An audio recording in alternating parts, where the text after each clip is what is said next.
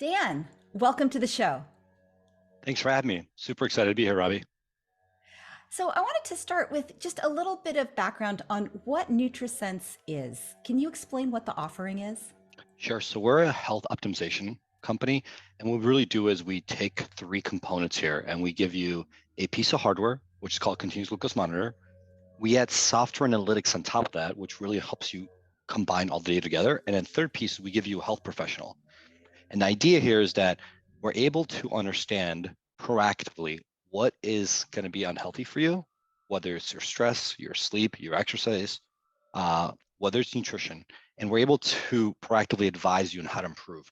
Therefore, you're able to either prevent disease from happening in the first place, or even take your, athletic performance to the next level. So people in our platform range from type 2 diabetics to pre-diabetics to Olympic athletes and everyone in between.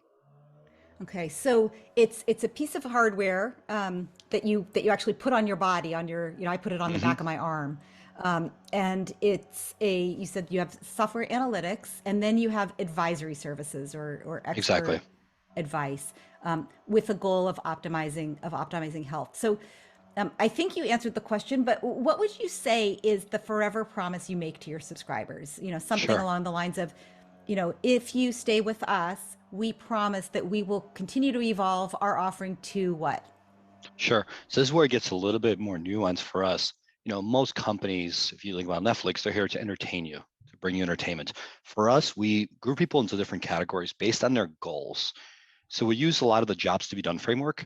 And so if someone comes in and their goal is to improve their pre-diabetes, for example, their goal is to reduce their glucose specifically so they can then live a healthier life and make sure they don't get diabetes in the first place. So Hmm. prevention. Other folks, on the other hand, have a different promise, and that is, hey, I would like to improve my nutrition so I can set the new record or I can run that marathon. And so the promise is really on what is it they're trying to accomplish. The one for our promise we tell people is this: we will work with you on your goal. However, health is the one thing that is forever. It really is. If you think about us as human beings, we have hobbies. Sometimes we get into fish and we have to buy tanks. Sometimes we get into skiing. Sometimes we get into like hiking. Health is the one thing that will just never go away. And so the idea for us, we promise you, is that we will educate you to make sure you own your health yourself for a much longer time. And so you're not a recipient of information like you are at a doctor's office where you go, oh, instead, you understand what they're saying and you can drive your own health forward. Got it. That's so interesting. So, if I were going to paraphrase, while your members have a lot of different goals themselves, some are trying to optimize their health for major competitions, while others are trying to manage a chronic health condition like diabetes. With all of them, you're basically promising them the information to be in control of their health journey. Yeah, and many times it's the self-education that is personalized. So it's really the educational component that's really critical here. So in this situation, it's what is this specifically for you that's good and bad? And we've seen this now across genders, we've seen it across age, we've seen it across ethnicities. That, for example, food, the exact same food has a different response.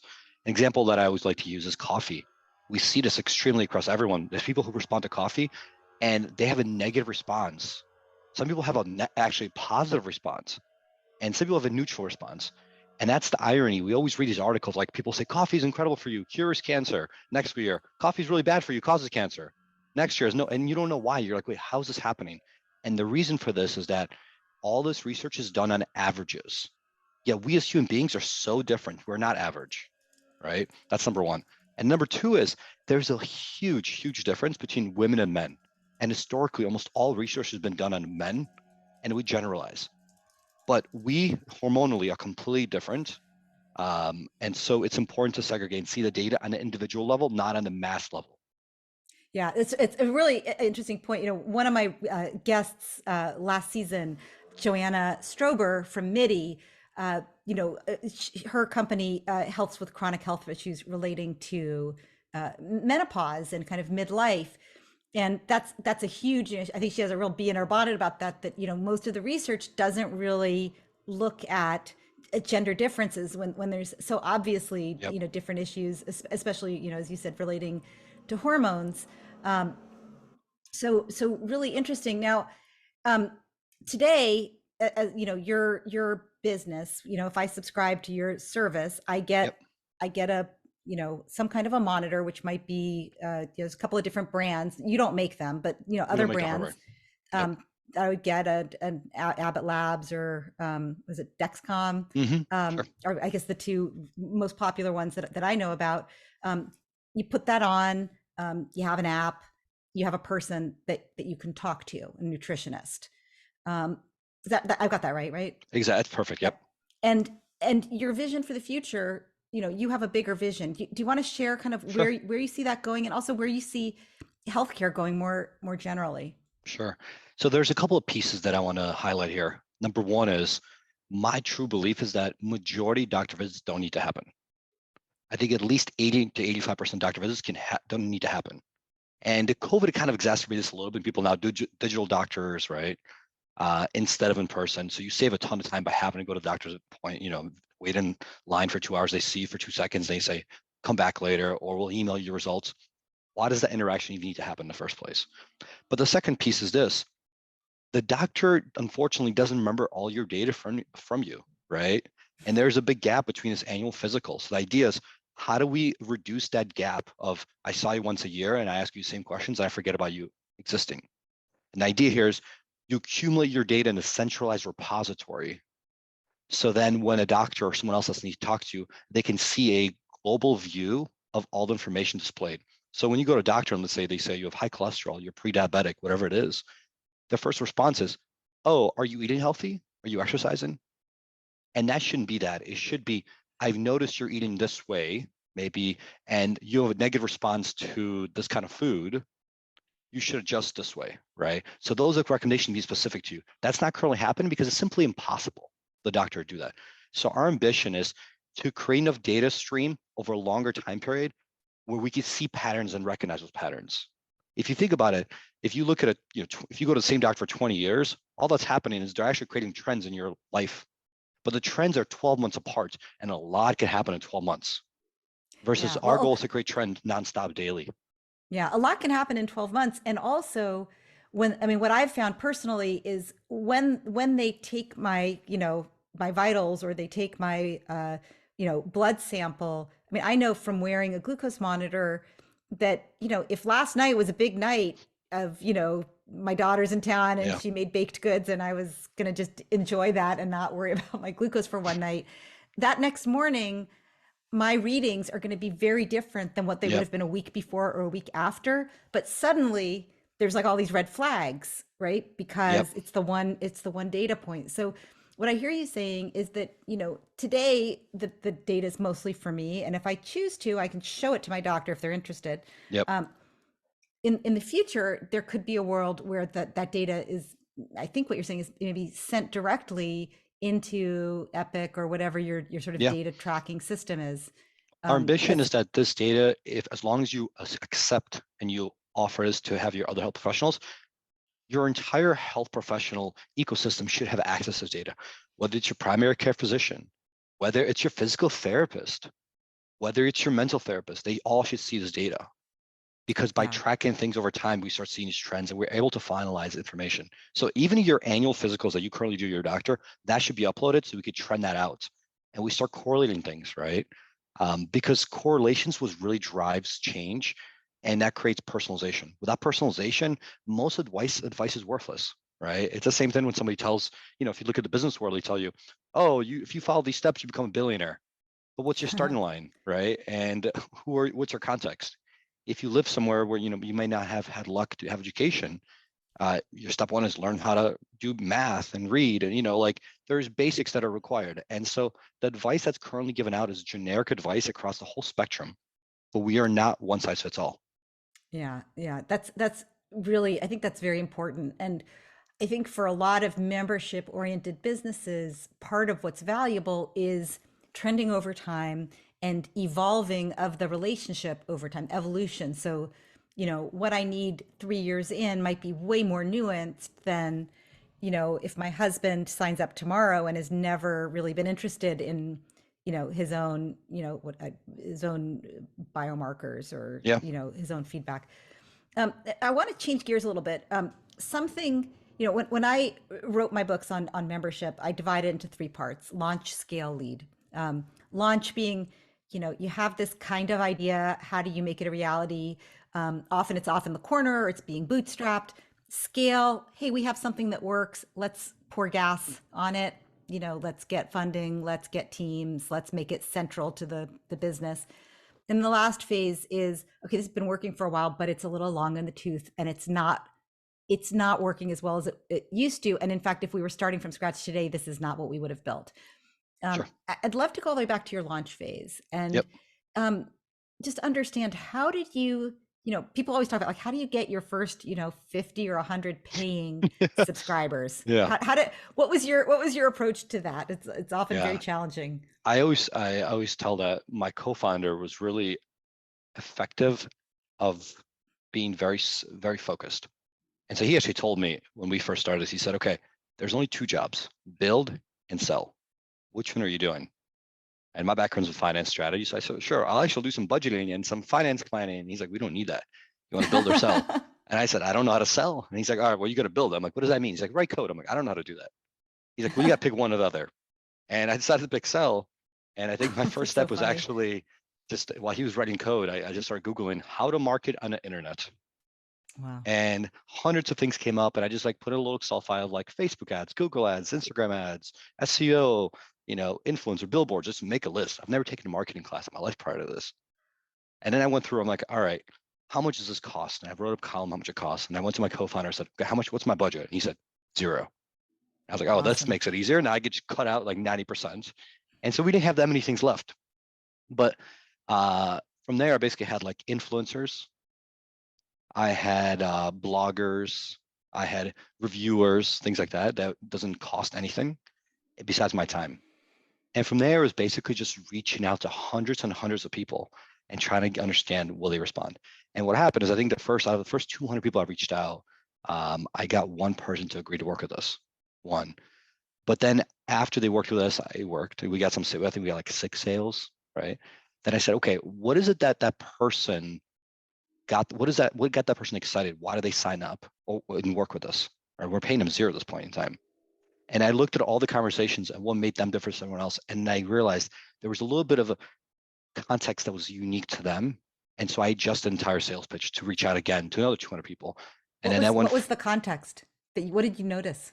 I noticed that person was following a ketogenic diet specifically, Ah, okay. right? Before I was just reaching out to anyone. I'm like, oh, a yoga instructor, that's popular, or if a soul cycle instructor, or a bodybuilder, just anyone in the health and wellness space. And then I realized that these folks in ketogenic has been actually tracking their glucose for a long time. Yeah. So ketogenic, can you just explain for the audience, if they don't know Sure, what that is, what sure, a ketogenic diet is and how people manage a ketogenic diet? Because I think sure. that's Yeah, yeah, yeah. important. So folks that follow the ketogenic diet, what they believe is that by restricting carbs to a certain extent and eating healthy fats and healthy proteins, you're able to improve your efficiency of your metabolism, as well as their belief is that ketones is what drives your ability to focus. So your brain is much more focused all the time. So the idea here is that a lot of the carbs we eat are empty carbs. So by following the ketogenic diet, you're able to basically live a healthier life, and your glucose stays within a certain tight range, usually between 70 to 140. And by doing that, you delete basically out of your life the swings, ups and downs that we usually have. You have that big lunch and you have that crash afterwards. By following the ketogenic diet, you never have these swings. And these swings are usually coming from you ate too many carbs, you have this big sugar high, and then afterwards you have this crash. And it's this your body self-regulating by moving around insulin and absorbing the glucose in your system.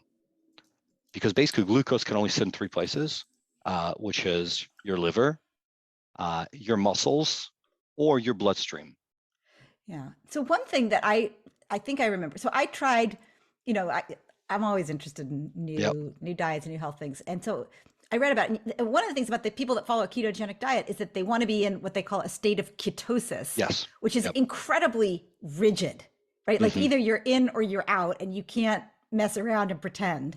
Yep. And so when I think of people who follow a ketogenic diet compared to like somebody who is vegan or plant forward or whatever, it's very rigid and they have to like, I don't know, check their blood or do something. So to me, it makes total sense, although I wouldn't have thought of it, that somebody who follows a ketogenic diet would be more interested in the data they would get from a glucose monitor than somebody who might benefit more, Yep. but isn't already habituated to really wanting to understand the impact of how and when and what they eat affects how their body processes food. Yeah. Yeah. That's again, prior to this, I didn't really follow nutrition guidelines, right? It's specifically when we started this, and I realized there's somebody recently told me that, America's a big country with over 350 million Americans right now. So there's the joke they said is there's always at least 1 million people that will like what you have to give them, provide for them, as long as it's a good service, number one. And a second piece that's critical also is, are you able to find them and articulate to them effectively what is it that you're providing the service for? Yeah. As long as you're able to accomplish those two goals, then you can do that. And so once I discovered this ketogenic diet, I basically said, okay, let me find every Facebook group, every Reddit thread, and start reaching out to folks there, because now I know who these people are.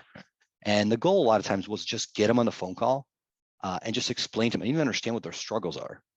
I think that was very critical. I think the part that sometimes people misunderstand is that, you can't sell dog food to someone who cares about cats, and vice versa. And so here you have to understand, what is it? Why are they having this problem? Why do they even care about tracking their glucose? And once you understand that, you understand their pain points, you are able to more effectively speak to them. And Okay. I think that was the way to get the first customers for us.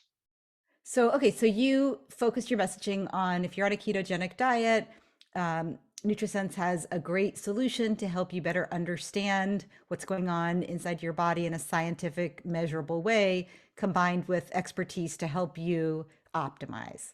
Actually, interestingly enough, uh, when I found that the ketogenic diet was a very popular thing, I started getting a phone call of these customers that we started getting signed up. I actually didn't pitch people afterwards on ketogenic diet. I found out, I asked them, why do you even track glucose? What is bothering you about the current standard? And what I found out was that people finger prick themselves already 10, 20 times a day. They That is finger prick painful. themselves They 10 to 20 times a day. don't understand the glucose all the time. Oh, That's really annoying. Second thing is, they don't know what the glucose is when they're sleeping, because they're sleeping. They can't finger prick themselves. Number three is they have notepads everywhere because they're tracking their glucose, writing it down. They're tracking what they're eating. So they have like 5 different things. They're tracking their workouts. They have like 4 or 5 different apps, notepads written all over the place.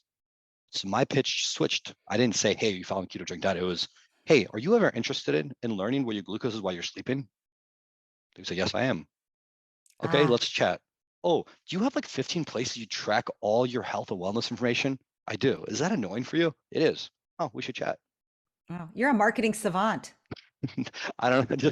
I think it's a lot of luck, a lot of reading, right? I think it's a lot of grit, honestly, Yeah. just pushing And through. then from there, it just expanded. And I think, to give you guys context, so I went from no marketing to within 2 weeks, I think we had about $8,000 in revenue. Oh, wow. And then What are your what do you charge or what were you charging then? Just so I can, we were $8,000, charging about $200 a month at that point in $200 a time. month. Yep. And then the second month we're about $17,000, $18,000, and then next month about 30,000. It was really just trying to address people's pain points. What is it that's holding them back, and why are they currently doing this? If you take a step back at the holistic picture, almost every single thing that's invented, every product that exists, it's not like people are inventing something completely brand new. It's an improvement of what existed before, or solving the problem a little better, hopefully a lot better. But really, everything's always an improvement of what existed prior to this. And so that's what we were trying to accomplish. Understand, how do we solve these problems more effectively and faster? Got it. Got it. Okay, so we were talking two sides of any successful subscription business, right? Acquisition and Retention. so tell me what you learned. Bring me along on your journey. What did you learn about what drives churn Yep. and what is the difference between people who churn out and people who stay? Yep. How you figured that out? So in the early days when we first started, remember, I'm a relatively healthy guy. I came from healthcare consulting, and my co-founder was also a tech entrepreneur. And my other co-founder is a health professional. And so we were all relatively healthy. And so we decided, people always say, build for yourself, build for something you want to solve a problem for. And so we started building for ourselves. But one of the things we quickly realized that people like ourselves come in for a month, they learn everything, they go, thanks a lot, I'll see you later. And within a month, we're like, wait a minute, these might not be our main customers, right? Like their problem is not hard enough to solve. Right. And so the question becomes, how do you solve a problem that's actually more complicated? And we started segmenting people in different groups. We have these groups called um, Learning Larry or Weight Loss Wendy, and it helps us really visualize what are these people trying to accomplish. And based on their goals, it's much easier to understand what is their churn going to be like and what's their retention going to be like. And they have different needs. They have very different needs, and they have different approaches. A lot of times, the biohacker guy that we're talking about, they come in, they just want to absorb everything. They're willing to dive in for 7 hours a day for a month and then be done. The average person doesn't have the time or the bandwidth to do that. They want to learn little by little, 15, 20 minutes a day over a certain time frame, right? And that takes a very different approach. A lot of it is actually motivation based instead of here's all this data, go, go, go. So we basically said, okay, let's, at this point in time, we keep accepting the biohackers and all those folks, but we have an acceptable churn, assuming they'll stay maybe a month or two, maybe 3, but it's okay if they leave. However, these other folks who have much longer goals, those are people we want to double down on. And that was very critical for us because it helped us understand truly how to expand our retention. So, I often say that retention is everybody's job, right? Mm-hmm. Because it changes. I believe that, when you focus on retention, you notice, oh, this is what I can do from a, post transaction messaging perspective, which is where most people go with Yep. retention. Like, hey, don't leave us. We have more. Check us out. Don't go. Maybe we'll give you a better deal. Yeah. But there's also, I really think retention starts when you decide who you're going to target, right? Who are Yep. you going to acquire? What is the message you're going to give them when you're trying to get them to make the initial transaction? How do you onboard them? And what are the features and benefits that you invest in? So I believe that a good product has acquisition benefits. That's the things that get someone to sign up. Hey, we track everything so you don't have to keep it in 5 places. Hey, you put this on one time, one tiny prick, and then you don't have to prick yourself ever again. But then what are the retention benefits? What are the engagement Yep. benefits? How do you keep habits? So that becomes the job of what? Marketing, sales, product, right? Operations, Customer success. Yeah. customer success, exactly. So what did you, once you figured out that, we have these different segments, what changed? Did you change product? Did you change messaging? Did you Yep. change targeting? What changed? So some things change immediately. Some things are still in the changing phase right now. So one of the things we changed immediately is we said we are comfortable with losing certain people, right? Historically, whenever something goes wrong, you want to save every single customer. And the part that we struggled for a long time, and now we got a handle on, is it is okay to lose certain types of customers, right? Acceptable churn. This is so Except important. it is, and sometimes it's a lot of satisfaction of customer comes not just from is your product good enough, but it's what expectation they have of your product. If someone comes in, for example, and they say, I want to lose 100 pounds in 1 month, that is very unlikely to happen.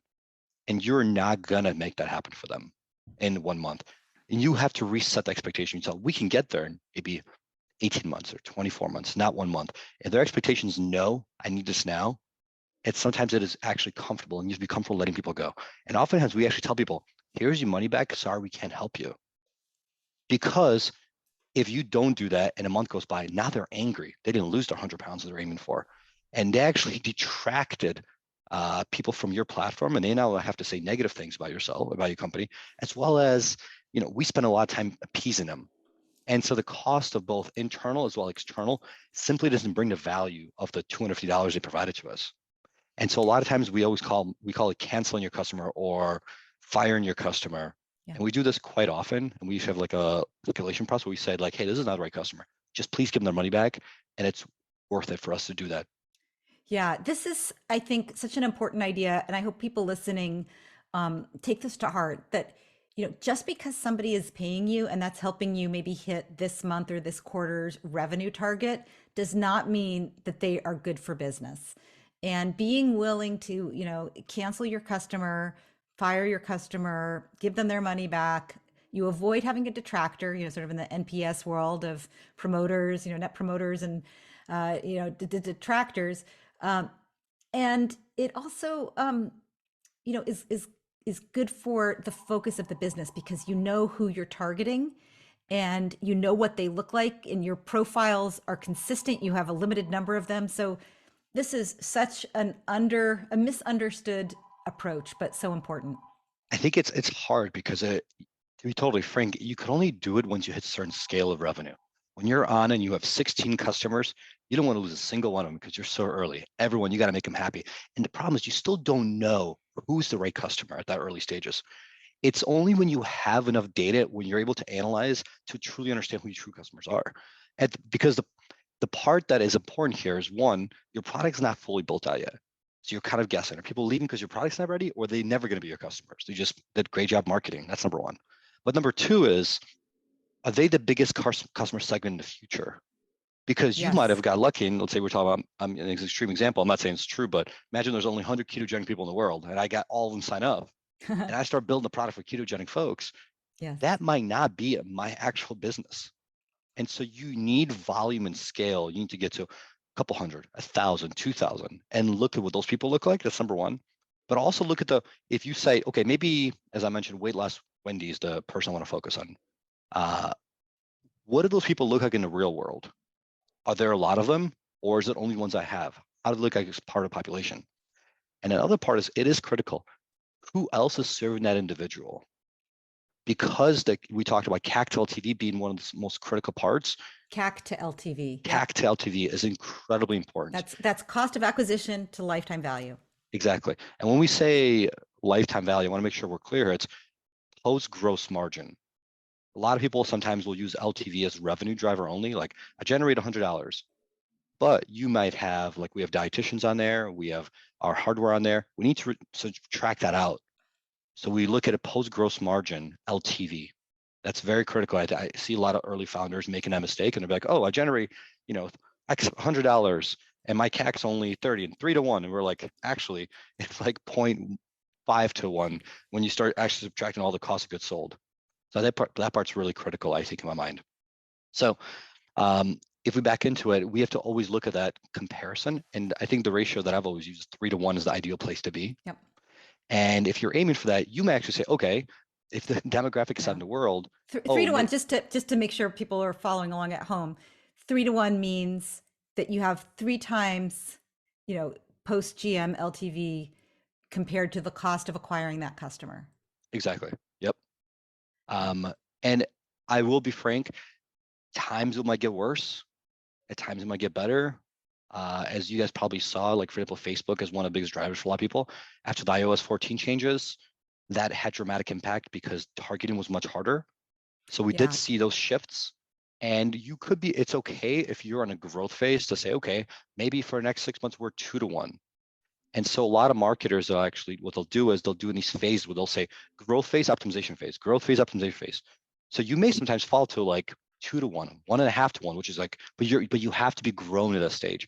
And then you say, okay, now we grew, we acquired a good amount of market. Let's slow down, let's optimize. Let's get back to 3 to 1, or even 3.5 to 1, or four to Yeah. one. Yeah. Because unfortunately, marketing is not a switch at scale. It has to go in waves. So you'll see people we're doing 3 months of growth, 3 months of optimization, 3 months of growth, and you sometimes see the cycles of 2 to 1 and then 4 to 1, 2 to 1, 4 to 1. The goal here is to make sure you don't stay 2 to 1 too long, right? Because Right. that gets real tricky. Um, Yeah, it's so important. I mean, because understanding, I talked about, the sort of launch, scale, and then lead. In the scaling phase, sometimes it's a race. You have competition and you yep. want to form the habits with your ideal members, with your weight loss Wendy's and your ketogenic Carls and whoever else. I don't know if that's one of your people. I just made that Yep. up. Um, but and so you say, like, for example, Netflix, for a long time it was free for families. They didn't really track how many different devices you were streaming concurrently. And I believe that a big part of the reason that they did that was to grow faster. Yep. to form habits, to give people an opportunity for trial to understand how streaming worked. Because in the beginning, it was hard for people to get their heads around.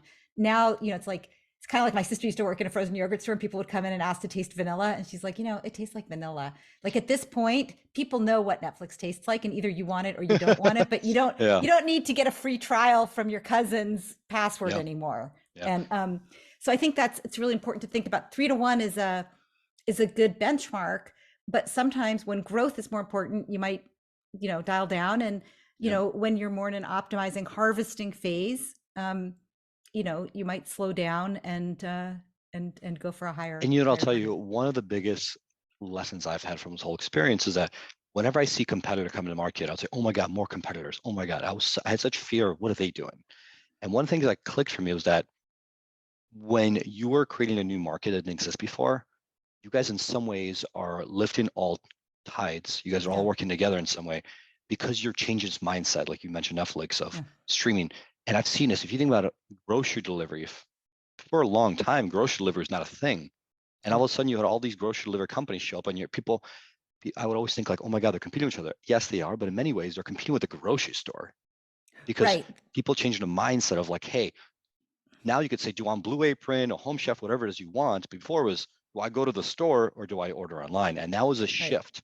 They're building Um, you're building the category together. You're sort of frenemies, right? exactly. It You're really is, there's a right? lot of shared, and I imagine that one of the areas where these other companies are, probably supports are when it comes to negotiations with, the hardware providers, and when it comes, because that's an interesting challenge of, the hardware's made by somebody else, Yep. um, and they could copy you, they could stop Sure. selling to you. And then the other one that's interesting is physicians themselves, right? Because a Hmm. lot of physicians would say you shouldn't subscribe to all these, sort of crazy new, digital health things. You Yep. should, if you have a problem, come see me. This is serious business. Yep. And so you're probably also navigating that of building adoption and acceptance, and collaboration. I mean, your vision was, there's a world where the doctors are really happy to have us, Yeah. right? Yeah. I mean, it's like anything else, right? If you think about the human nature, we as humans hate change. We hate change.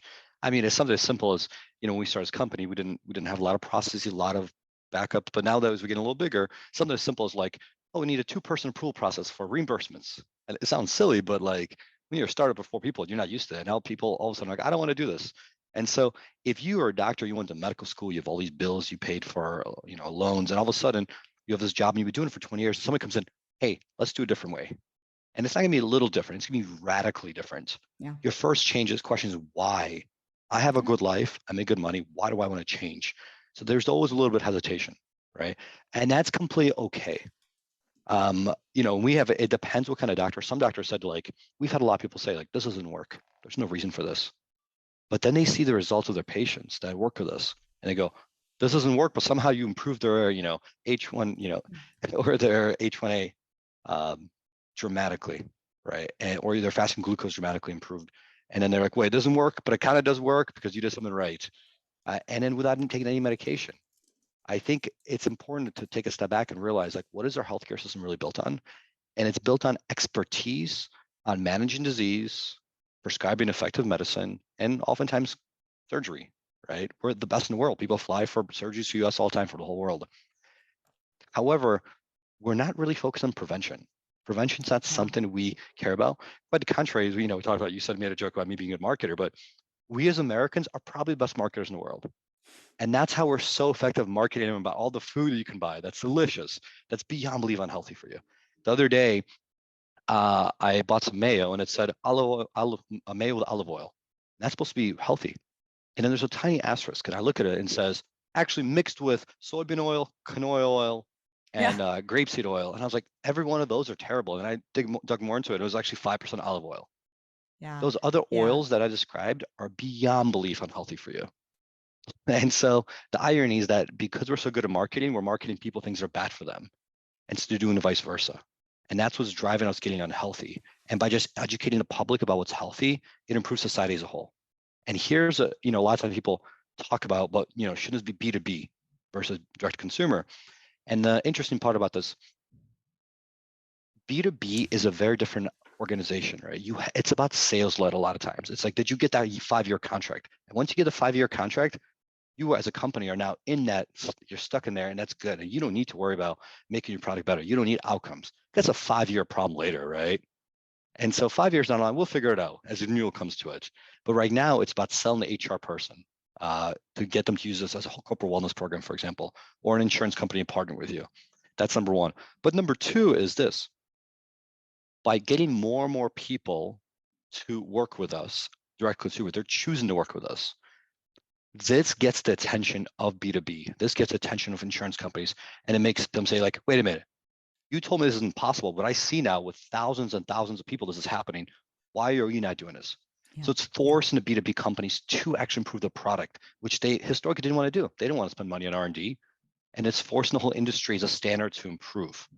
Yeah, yeah, it is interesting that you can use the consumer piece to actually serve as a proof point for a much larger scale B2B initiative, and I've seen Exactly. lots of companies do that. That you have to have the leverage to get the bigger, slower movers involved. It's like the kindling. The Yeah. consumers can be. I Yeah. mean, you could have a great business. Who knows? In 5 years, we could be talking. You could be a pure consumer play and huge, Yeah. or you could say, you know what? We've actually gone through employers and insurers and medical systems, and all the consumer stuff was really kindling for Yeah. this much bigger I mean, I fire. think it's important to remember how the generational idea of wealth is changing in our country. Historically, it's been, do I have a 2-car garage? Do I have a nice backyard? Do I have a nice car? Do I have a little boat maybe for the weekend? And now it's, do I have a gym membership to, Core Power Yoga? Do I work out Orange Theory every weekend? How's my nutrition? Is it healthy? What are my biomarkers? The idea health is the new wealth. People want to live a healthy life for a long time. They don't want to sit in a wheelchair at 70 with their grandkids. They want to go play soccer with their kids when they're 70 or football. They want to toss the ball. And that's been dramatic change we see now generationally. You see it right now where the generation between 16 to 25, they show that they on average only drink 40% of them drink alcohol. First generation above them drink that at 66%. So Hmm. they're consuming alcohol. So now all of a sudden, all these bars are popping up that do no alcohol, mojitos, no alcohol, everything. They're just complete Yeah, dry bars. You have to mocktails. pop mocktails everywhere. And because people, their young generation, realizing that we've been getting ourselves poisoned with all this food, right? Yeah. And so they're trying to flip the script, and that's what's happening. We see this trend over and over and over. Fascinating. So, I think we're running out of time, although there's a lot more. I have a lot more questions I want to Yeah, ask you, but maybe for another time. But can we close out? Are you open to doing a little speed round? sure. Always open to it. Okay. First subscription you ever had? Netflix, actually. Your favorite subscription other than yours today? A company called privacy.com. It's a company where you can put your credit card and it connects to, you can write and create as many credit cards you want digitally so nobody steals your data. And if you ever want to cancel, you just cancel. Oh, awesome. The best health insight that you gained from your own use of NutriSense? Got it. Specifically, the order of the meal makes a big difference. So I can eat the exact same 3 ingredients, but if I eat the protein or the fat before I eat the carb, actually has a dramatic impact of improvement on my health. And this is across everyone, by the way. It doesn't matter if you're woman, Yeah. man, what ethnicity, it helps everyone. So the fat or protein first, same exact meal. One thing you wish you'd known about subscriptions when you launched your company? It's specifically the part we talked about that we should feel comfortable letting some people go. The amount of times we spend trying to please those people, and we call them a lot of times squeakiest wheel, that no matter what, they would just complain. We just go and try to fix things. We spend hundreds of hours trying to build product for them, make them happy, and they were never going to stay, right? That's a part that we made a crucial mistake on. Dan, thank you so much for being here. It was a real pleasure to have you. I really appreciate it. Thank you so much.